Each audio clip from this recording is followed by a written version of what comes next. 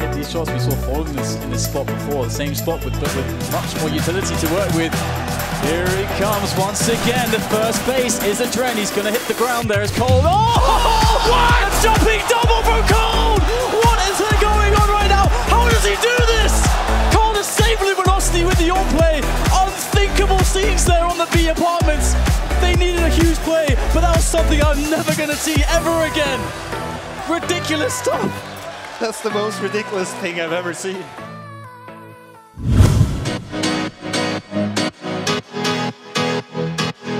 Para o cenário brasileiro especificamente, o Counter-Strike é disparado o esporte eletrônico que tem maior responsabilidade por fomentar o cenário brasileiro. As LAN houses, eu acho que elas foram o primeiro passo de uma geração dos esportes eletrônicos, em que, assim, era monitor de tubo, mouse de bolinha, foi o Counter-Strike.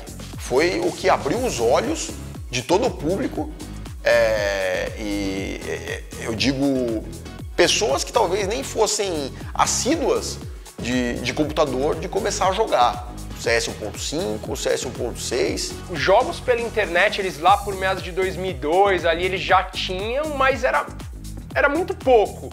Então o que a galera gostava mesmo era de ir pra LAN house. A gente ia pra LAN house, porque lá você se encontrava com outras pessoas, você jogava em LAN, né, como o nome diz, você jogava offline, só com o pessoal que estava na LAN house. E isso pro crescimento do CS foi gigante, porque o que rolava na LAN house naquela época era o Counter-Strike. Então, durante um bom tempo, essa febre de LAN era uma coisa muito legal. E fez com que o Counter-Strike ficasse muito popular no Brasil. A LAN House foi o precursor de tudo. Eu acho que se não existissem as LAN Houses, não existiria o cenário que a gente tem hoje, de todos os esportes, porque não existia computador. Não existia isso, o computador naquela época era uma coisa inacessível para rodar, então era um centro, era um lugar onde todo mundo ia com o mesmo intuito, jogar, se divertir. O Counter-Strike acabou ficando muito popular, isso foi muito importante. Óbvio que depois que chegou a banda larga, chegaram mais facilidades para você ter o seu computador também, claro que não é tão fácil, mas muito mais fácil do que era antes. Agora o acesso a todas as coisas, apesar de continuar sendo caro o computador, a internet agora já era mais simples e tudo mais, mas foi necessário demais as LAN houses para o crescimento, principalmente do CS, eu acho, né? Porque o CS era um jogo que para LAN house era perfeito, porque era um jogo que você precisava de uma máquina interessante, você precisava estar com menos de latência possível, né? O ping, você não podia estar muito distante um do outro. No Counter-Strike 1.6, principalmente 1.5, era muito prejudicial você estar em até outra cidade, outro estado, já ficaria muito complicado já de jogar. Vão jogar todo mundo no mesmo time, não tem diferenciação de nível, nada disso. E obviamente que os mais esquilados, os mais habilidosos, queriam, né, montar um time um pouco mais competitivo, um futebol de quadra no seu bairro, que não tem ninguém olhando, pra você sair de repente para um estádio, que tá todo mundo te olhando e vibrando com cada coisa que você faz, zoando, xingando, torcendo contra, torcendo a favor. É porque hoje a gente tem as arenas que faz a torcida estar perto, mas em 2003 os caras ficavam atrás do nosso PC. Aí a LAN house acabou, né? O mercado, a oferta e a procura acabou. A pessoa consegue ter em casa, não precisa ir pra LAN house.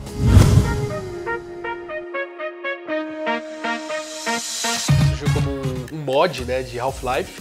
Era um jogo dentro do Half-Life para você ter um jogo diferente. Antigamente as empresas faziam isso. Tony Hawk tinha vários minigames dentro do seu jogo também.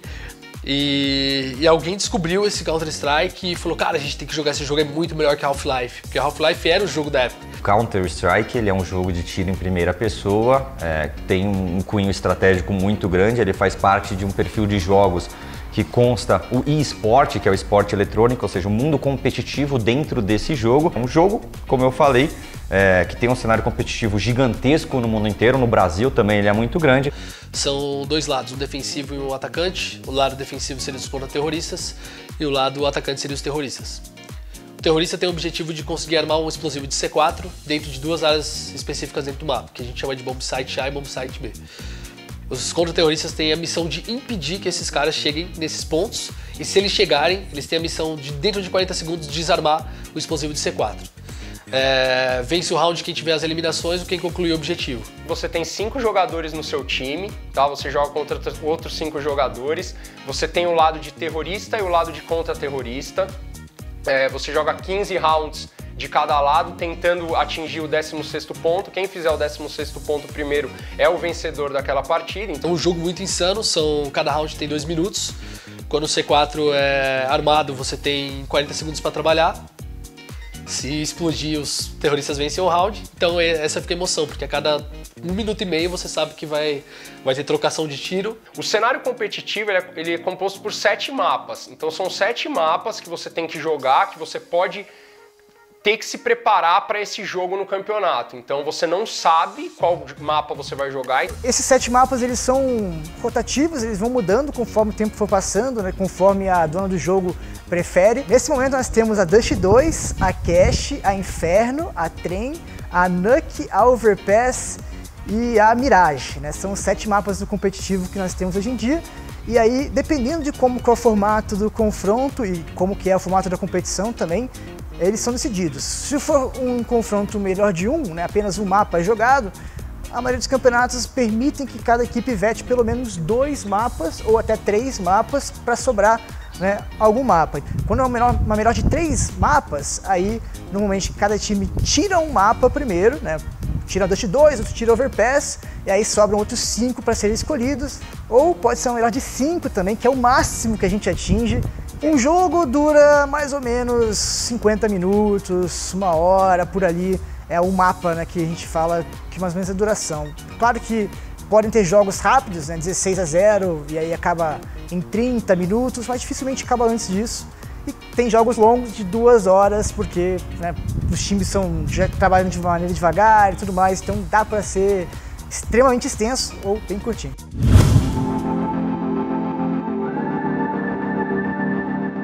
O título do MIBR de campeão mundial da SWC teve uma importância igual ao título que a Luminosity teve. O que difere é que, hoje em dia, os investimentos, os empreendedores dos esportes eletrônicos vêm de um jeito totalmente diferente do que antigamente.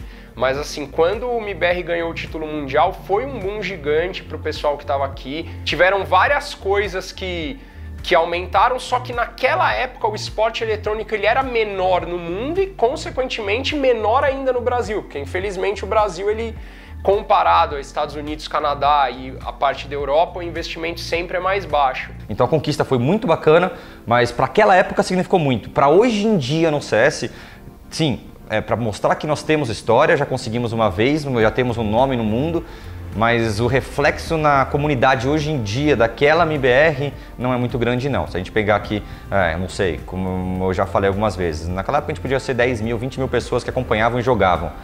De verdade. Hoje em dia nós já somos centenas de milhares, então muita gente nem sabe da história, então o impacto ele é muito mais baixo do que qualquer conquista que é feita hoje em dia. Porque a gente já tinha vivido isso no passado, a gente sabia que tinha como, e esses novos atletas pensavam, pô, os caras fizeram isso lá atrás, a gente tem condição de fazer hoje, vamos tentar fazer melhor, vamos tentar ser um pouco melhor. Lá os caras ganharam o primeiro Major lá atrás, lá os caras ganharam alguns campeonatinhos, beliscavam, o melhor jogador do mundo era brasileiro, assim como hoje ainda é. Então foi um trabalho de sequência assim, muito grande. Um fator que eu enxergo, obviamente, como determinante da MIBR lá atrás é justamente trazer essa esperança pra gente ter hoje. Levantar um caneco longe de casa foi aquele momento, aquele sonho, né? Você criou um sonho para milhares de brasileiros que acompanhavam na época, que seria competir internacionalmente, seria levantar os troféus e com certeza inspirou muitos brasileiros a chegar onde chegamos, né? Onde tivemos a melhor equipe do mundo por 2 anos, aí não 2 anos completos, mas por muitos meses, né? A gente foi a referência mundial.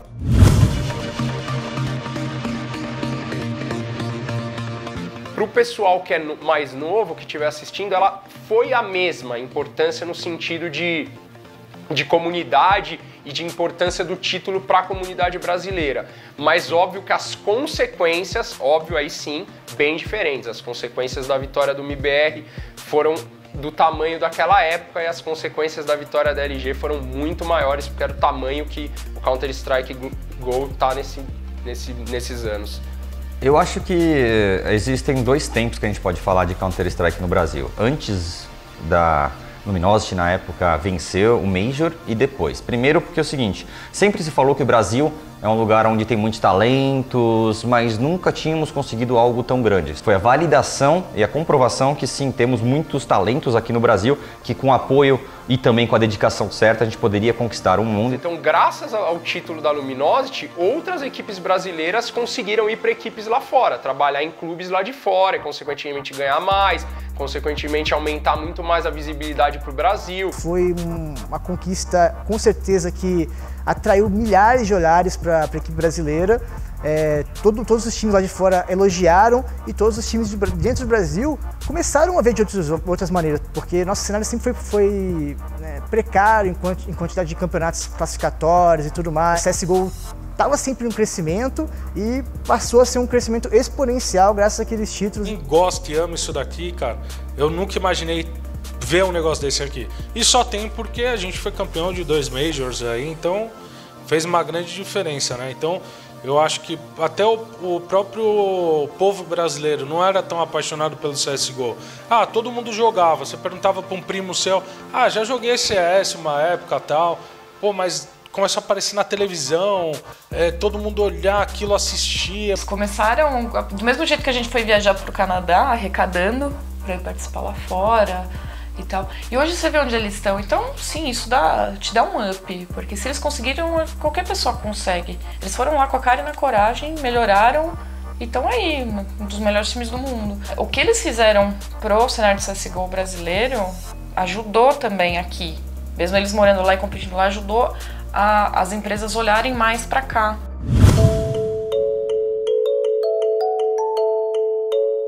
Prejudica muito o cenário brasileiro quando você tem os jogadores que precisam tem que levar o Counter-Strike competitivo como uma segunda profissão, porque no momento que você tenta colocar algo na sua vida, ela tem que ser a sua profissão, você tem que tentar jogar isso como uma profissão para isso dar certo, apesar de uma hora ou outra você ter altos e baixos, você tem que... Acho que todo mundo em qualquer profissão só vai evoluir quando você tem uma profissão. Então atrapalha muito, é óbvio que é normal, eu já fiz isso. Então você quer jogar, mas você não consegue ter um salário bom jogando, você precisa trabalhar em alguma coisa diferente para ter um salário e jogar no tempo que você tem de sobra. E isso é muito óbvio de dizer o quanto atrapalha para o desenvolvimento da pessoa, do jogador como profissional. Quando a gente joga lá fora Counter-Strike, o nosso clube lá fora, inclusive por contrato, a gente tem horário, a gente tem horas que a gente tem que jogar, né? Que a gente tem que estar disposto para treino, para o nosso trabalho, né? Então, o clube lá fora, ele até te exige isso, ele não quer que você vá lá para treinar 3 horas por dia, para jogar 3 horas por dia, ele quer que realmente você veja isso como uma profissão. É uma profissão hoje, a gente tá levando como uma profissão. Então, de 4 anos para cá, eu fui conseguir receber o meu primeiro salário, que nem era considerado salário, porque o valor era bem baixo. Foi ano passado, com a Vivo Cage. Então, você imagina, nós éramos do melhor time feminino brasileiro e ganhava pouco. Imagina os outros times que estão aí começando. Por que uma menina vai querer largar uma faculdade ou terminar a faculdade e não ir trabalhar e ficar no jogo se não vai conseguir se sustentar? E querendo ou não, o jogo, você tem necessidade de ficar um bom tempo no computador para isso. No Brasil, atualmente, eu acho que é muito difícil. Precisa ter ajuda de custo da mãe, morar com mãe, pai. Porque os salários hoje no Brasil não é nada... Nossa, não chega a ser um salário lá de fora, então é um salário modesto. Ao meu ponto de vista, é muito difícil você viver hoje com o salário que você ganha no Brasil para poder jogar. Então eu não acredito que uma pessoa trabalhe, jogue CS no Brasil profissionalmente para poder se manter. Pode ajudar algumas contas em casa, como tem jogadores da minha equipe que faz. Mas para se manter, morar sozinho, enfim, é muito difícil. É impossível, é impossível. Isso não tem por falta de patrocínio no Brasil, apoio, são coisas que a gente está tentando conquistar aos poucos. O Counter-Strike sempre foi um jogo muito jogado pelos brasileiros, mas a partir de 2011, 2012, ele acabou entrando meio que em desuso. Outros jogos começaram a ser mais populares e tal. E foi bem no ano que lançou o CSGO, né? E muitos times não quiseram saber de ir pro CSGO, estavam felizes no 1.6. O CS passou por esse período difícil ali de transição em 2012, 2013 e saiu muito bem disso. Foi quando eu pensei, cara, se alguém estiver transmitindo os campeonatos do Brasil, narrando todas as competições que tiver lá fora, trazendo um pouco mais, né, não deixando a gente preso nas narrações em inglês, porque tinha muita gente que não entende da narração, não gosta do estilo da narração norte-americana, europeia, enfim. Eu falei, eu vou tentar, né? Eu vou tentar me esforçar, eu vou ver se vai dar certo, e comecei a fazer isso, né? Todos os campeonatos que a gente tinha disponível, eu ia atrás da permissão. No primeiro mapa, na Cabo, Cloud9 venceu os 2 pistos da partida.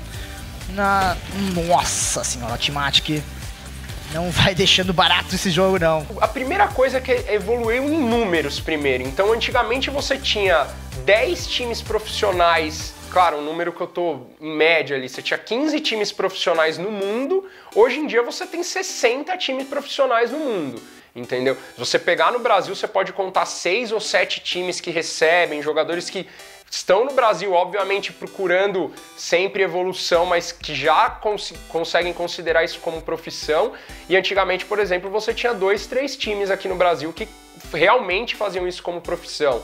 O resto fazia isso como secundário. Talvez aqui no Brasil a gente está um pouco longe do cenário ideal, de salários, os caras conseguirem viver do jogo, mas a expansão que a gente tem de campeonatos, de cobertura de mídia, de patrocinador, ainda não é o ideal, mas é muito superior a tudo que a gente já viu. A ida do time do Fallen pra fora ajudou muito, né? Afinal de contas, em qualquer esporte, né? Se você for ver o tênis, cara, quando foi o estouro do tênis? Quando o Guga era o top 1. Quando foi o boom do UFC? Quando o Anderson Silva tava acabando com todo mundo. Fórmula 1. O Brasil inteiro acompanhava quando era o Senna lá ganhando. Então, assim, é natural que a gente tendo um exemplo, um time brasileiro no topo, como foi a equipe da Luminosity, que depois virou SK, é natural que o cenário brasileiro comece a enxergar melhor, né, o jogo, comece a dar mais atenção e mais importância pro jogo, no caso, o Counter-Strike. Hoje em dia, o clube já paga, a gente já tem grandes exemplos, o nosso, que a gente já tem local para treinar, casa para morar, todo esse aporte por trás, a gente está sempre por dentro. A gente vê equipes dos Estados Unidos, quando eu trabalhei nos Estados Unidos com visto de trabalho, ou seja, já é uma estrutura por trás muito maior, né? Lá fora nem se fala, é um cenário completamente consolidado e deixou de ser só... Eu acho meio clichê o pessoal falar, só um jogo e tal, mas é uma verdade, não é mais só um jogo, é uma coisa que foi muito importante. Esse crescimento nos últimos anos que deu legitimidade aos esportes e ao videogame no geral. Hoje o pessoal vê como uma coisa séria, vê como uma profissão, todo mundo quer mudar e todo mundo batalha para existir, e a estrutura é muito bacana, melhorou muito do começo, se fosse pensar 3 anos atrás, 4 anos atrás. O som do público sobe com a nossa evolução. Se a gente está crescendo, para poder trabalhar disso, significa que tem gente crescendo com a gente, tendo sonhos igual a gente, para poder alavancar isso. Então a evolução veio muito gritante com isso. Por quê? Porque o público se interessou em ver esse conteúdo. Isso faz com que a gente consiga crescer e trabalhar de uma maneira bem eficiente. As celebridades agora começaram a jogar Counter-Strike. Pouco tempo atrás, o Matheus, do Jorge Matheus, que é um cantor sertanejo, chega pra jogar, amigo dos caras. O Neymar joga com os caras. Então, tipo, quando você olha, você abre o CS, você vê um Instagram de um cara, e o cara tá postando o Instagram jogando CS. Isso aproxima o público também, voltando àquilo que a gente falou no começo. E é isso que traz a grande mídia pra gente.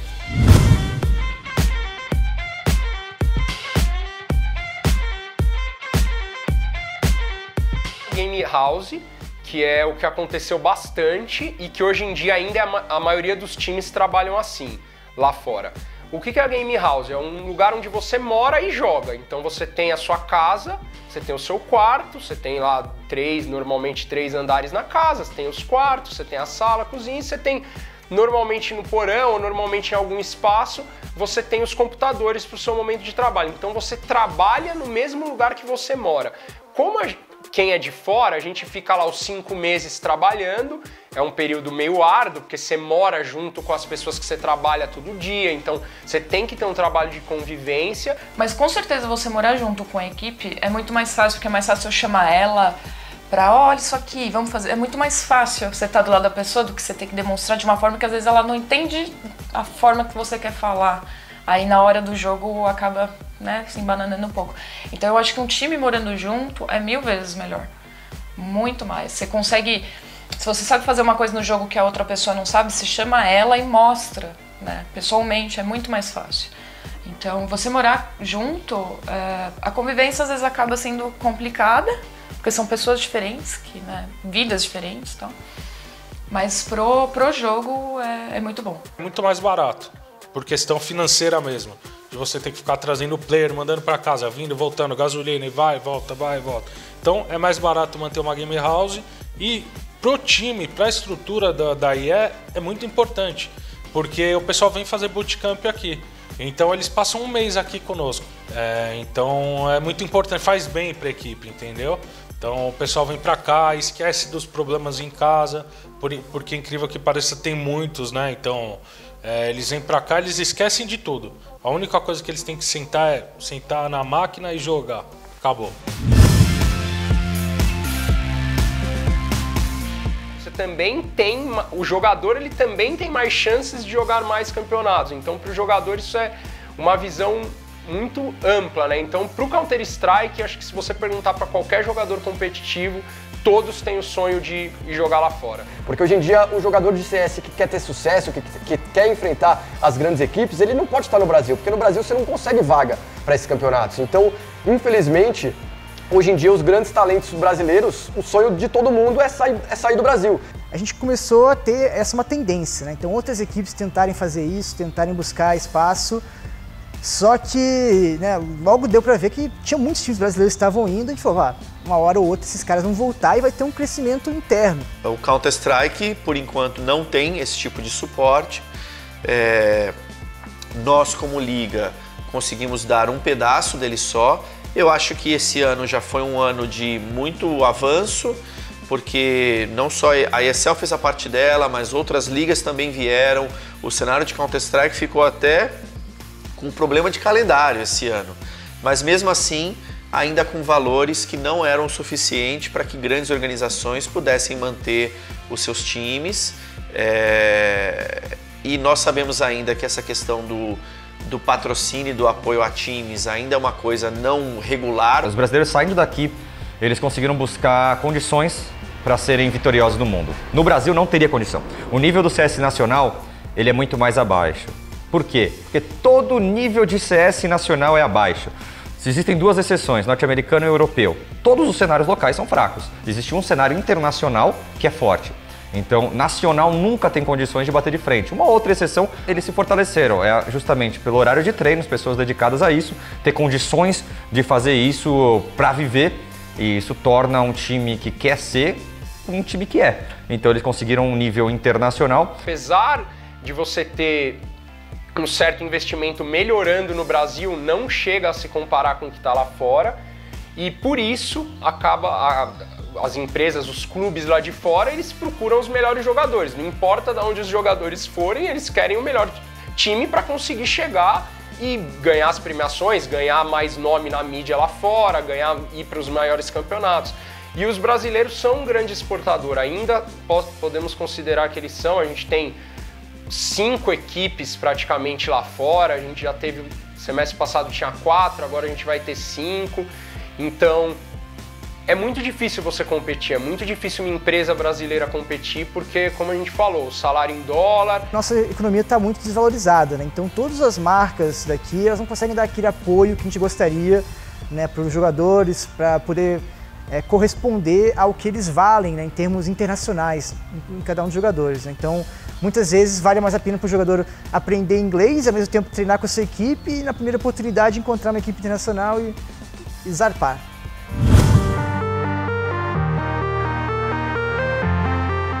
O ESL One é um Major pra gente.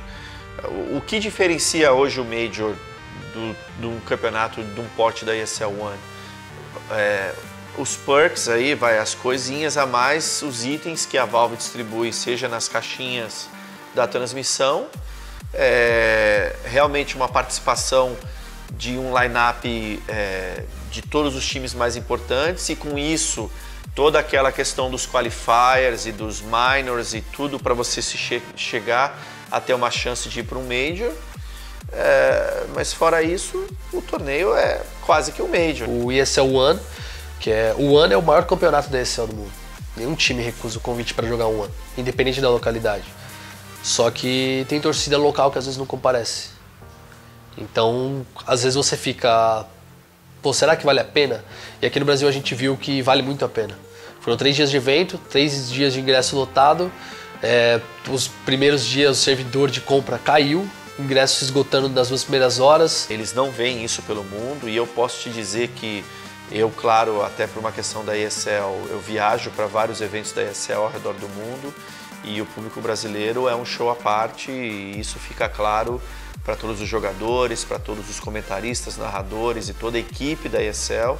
E isso, claro, é um dos grandes motivadores também para a ESL estar voltando com esses eventos sempre para o Brasil. E eu acho que vai melhorar os campeonatos aqui no Brasil, porque pelo que eu já ouvi falar lá fora, os gringos gostam da jogabilidade do brasileiro, não é só a MBR. Então, claro que a MBR ajudou a galera a olhar um pouco mais para o Brasil, né? Tanto que está tendo mais campeonatos internacionais aqui. Então eu acho que isso só tende a melhorar. Eu não duvido amanhã ter um Major aqui, sabe? Qualquer evento de patrocínio, qualquer coisa de patrocínio que aconteça, talvez valha mais a pena investir internacionalmente do que aqui propriamente no Brasil. Por isso que não sei se nos tornaremos uma rota fixa. Talvez de um evento menor como a DreamHack seja possível que tenhamos uma DreamHack anualmente aqui. Agora, de eventos gigantescos, acredito que seja realmente esporadicamente, uma vez a cada 2 anos, uma vez a cada 3 anos. Vai acontecer, mas não acho que seja com uma frequência tão grande assim. Tem um lugar no Brasil com a infraestrutura para aumentar um Major. A gente teve, por exemplo, evento no Mineirinho, a gente teve evento no Ibirapuera, eventos muito bons, grandes, mas tudo em estádios muito antigos, estádios que não são feitos para isso, obviamente, mas com uma estrutura muito arcaica. E se você comparar com os grandes palcos do mundo, a Lanxess Arena lá em Colônia, entre outros, a infraestrutura é muito melhor. Você não vai ter problema de internet, você não vai ter problema de acomodação. Então, temos condições, mas eu não acho que, se a gente analisar friamente todos os palcos do mundo, o Brasil seja um palco para isso. Eu acho que a gente merece, mas ao mesmo tempo é difícil manter o mesmo nível dos eventos internacionais. E que a gente sabe que é comprometido. Nossa internet é ruim, cara, ruim. A infraestrutura dos lugares é difícil, mesmo tendo um gerador. Acho extremamente importante, isso falando como brasileiro, claro, mas como uma pessoa que está no mercado há muito tempo. Quando você sai um pouquinho desses polos, você traz uma coisa muito importante, que é a visibilidade para a pessoa acreditar onde ela pode chegar. Então, quando ela vê uma coisa muito longe, isso diminui um pouco o ânimo dela, o ânimo até das pessoas em volta, das pessoas como elas estão vendo o jogo. A questão de campeonatos, ela só traz mais coisa boa para o Brasil, eu espero que tenha mais. Os 2 que tiveram foram um sucesso. O Brasil, tendo sediado o campeonato de Ibirapuera e também no Mineirinho, já mostrou que nós temos sim uma possibilidade aqui, uma infraestrutura possível para sediar campeonatos grandes. Eu acho que sim, tem espaço para outros campeonatos e também acredito que eles estarão colocando o Brasil dentro do seu caminho, né, do seu circuito anual. É muito mais fácil ser campeonato nos Estados Unidos porque tem onde ficam os maioria dos patrocinadores, então isso facilita bastante. E é muito mais difícil você sair do circuito, como o Brasil, como a Austrália e tudo mais, mas eu ainda acho que é viável e eu acho que é interessante para todo mundo, não só a organização de torneio, como também para o público brasileiro e para o público geral dos esportes para poder acompanhar.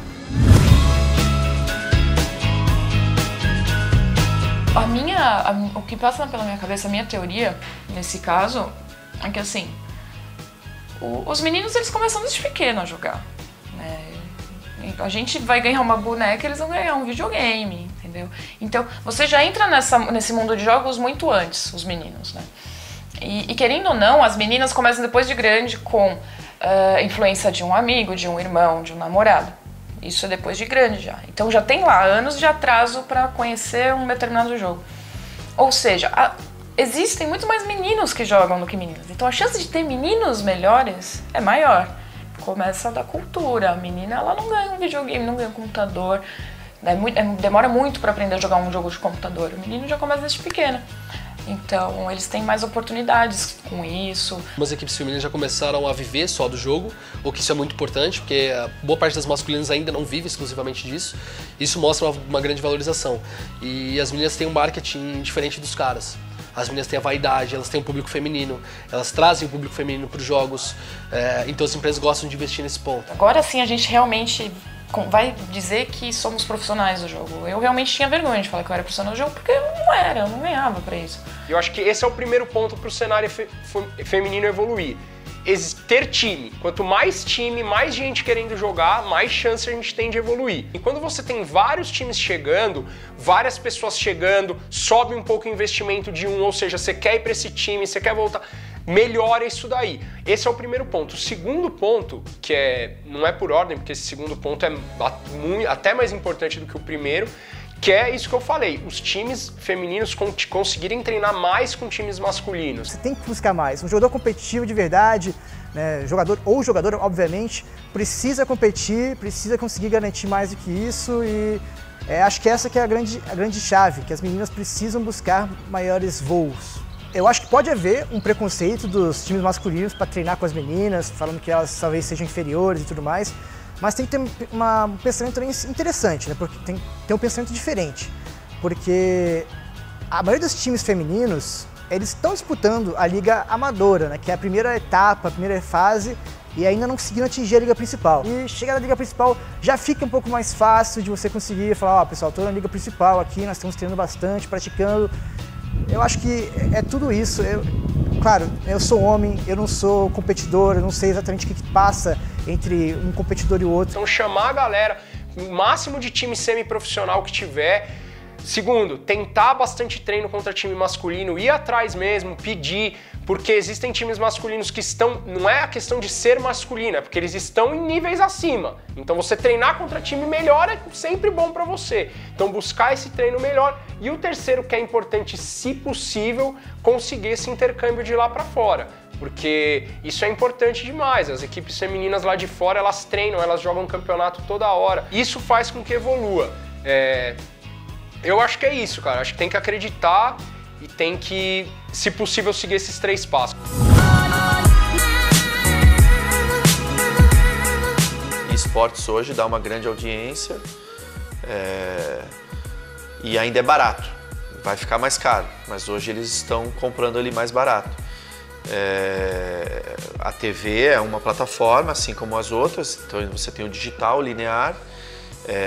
A briga no digital está muito forte, né, com plataformas como Facebook, como Twitter, Twitch, YouTube. Então o mundo linear ainda está tentando ver como se encaixa e como ainda consegue manter uma relevância dentro desse segmento. Eu acho que é uma questão de degrau a degrau, uma questão de passo a passo. O pai, hoje, ele vê o filho dele no computador, sei lá, um garoto de 12, 13 anos, e o menino perguntando: pai, posso comprar uma camisa do Fallen? Pai, posso comprar uma camisa da SK? Pai, posso comprar um pacote premium da Twitch?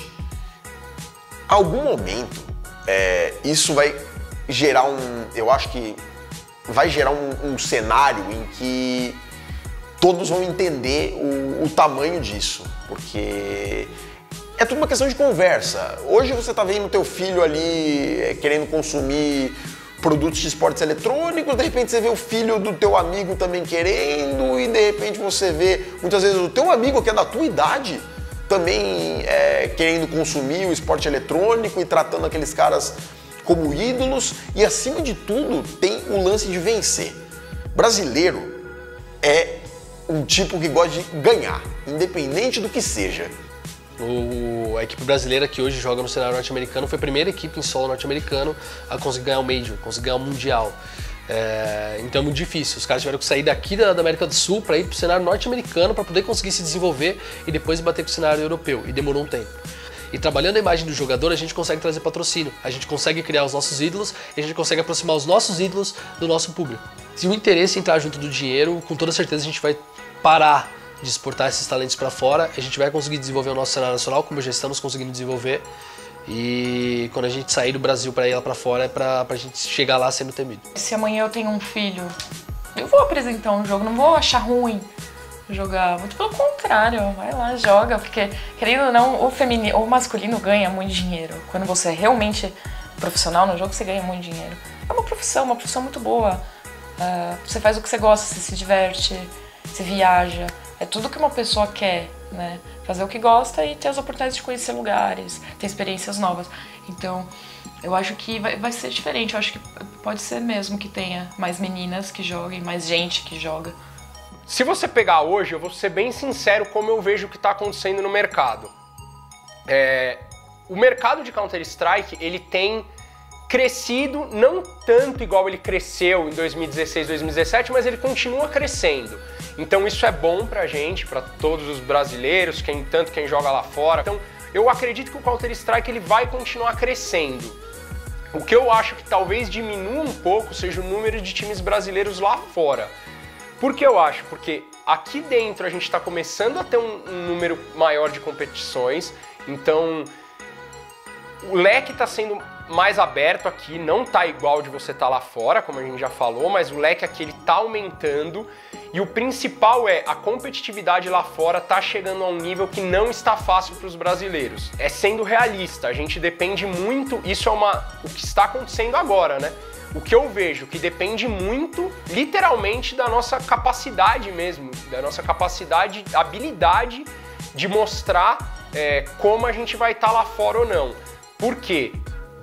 Se a gente continuar com equipes brasileiras muito lá em cima, ganhando muita coisa, sempre vai ter um leque para outro brasileiro ir. Por que ele vai atrás dos brasileiros? Por causa do nosso talento. Ele é atrás dos brasileiros porque o brasileiro tem um talento acima do comum. Então a gente precisa trabalhar para que isso continue.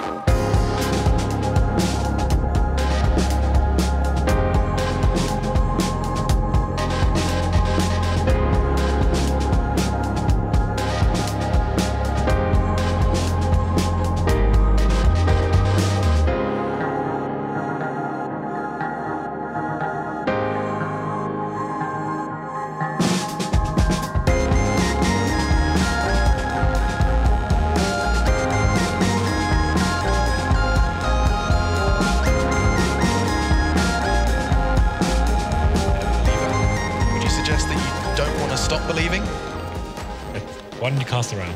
Okay, tags up. One. He's gonna get. Oh! I'm starting to believe as well, Henry, because he's got